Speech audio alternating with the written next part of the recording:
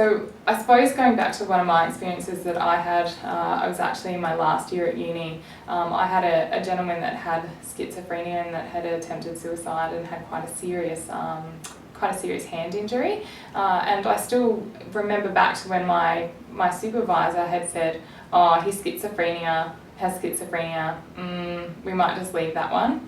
And I look back to that and think, at the time I just went, oh, okay, but I look back at that now, having worked in mental health for some time, and would wonder where he is, where he's at, how that lack of care came from just something that was stigmatised by his illness. So I think even for people who are not passionate about mental health, it might not be their first preference to go into. They might, never choose to work in that industry. I think it's still good to have that background knowledge of where these people are at in their lives, how this illness can impact them, not just primarily on their from a mental health perspective, but also in their other physical health care that they might be receiving elsewhere.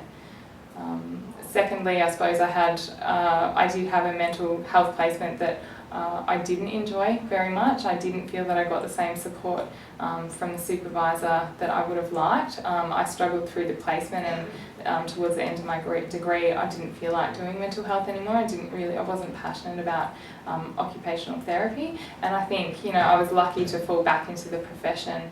And so I suppose, overall, this is where my passion for educating students comes from. I think it's really important to give them a positive experience, and as I said, if it's not what they go into, that's okay, but they've got that little bit of knowledge to provide that holistic care.